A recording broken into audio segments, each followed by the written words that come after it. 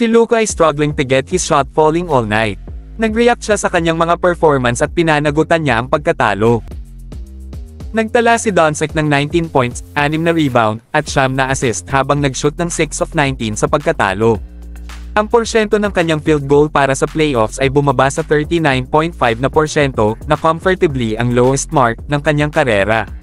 Si Luka ay naging isang playoff riser para sa bawat serye ng playoff bago ang season na ito, ngunit ang kanyang mga struggles ay hindi maiiwasan sa taong ito. Si Doncic ay may average na 28.3 puntos, 8.4 rebound, at 9.4 assist, higit sa 5 puntos na mas mababa kaysa sa kanyang regular na season na average na 33.9 points bawat laro.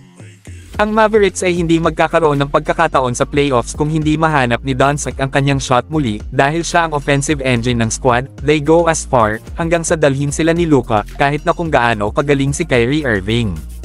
Kung ikaw ay nasa court habang nakikitungo sa isang injury, ito ay kahanga-hanga, ngunit hindi isang reason upang bigyang katwiran ang mga masasamang performances.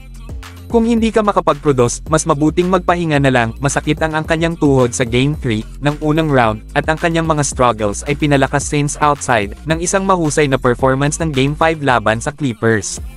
Napag-usapan na niya ang kanyang injury sa isang interview na inihayag na hindi niya inaasahan na ito ay gagaling without time off, isang bagay na hindi niya tatanggapin habang ang Dallas ay gumawa ng isang push. Maraming eksperto ang naniniwala na ang Mavericks ay may kalamangan sa Thunder dahil sa kanilang size at experience.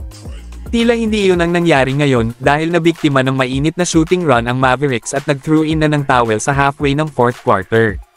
Ang isa sa mga dahilan para sa demotivated na performance ng Dallas ay ang foul trouble na nakuha ng team sa first half, nang ang Thunder ay nag-shot ng 22 free throws, sa kahabaan na iyon na nalampasan ang kanilang season average na 21 free throws bawat laro by the half. Kung ang tuhod ni Doncic ay bad enough upang patuloy na sumakit, ang Mavericks ay will be a second round exit. Bagamat isa itong overachievement, considering kung ano ang inaasahan ng mga tao na gawin nila bago magsimula ang season, ang mataas na pag-asa na crept in after their ng kanilang late season run, ay will be left unmet.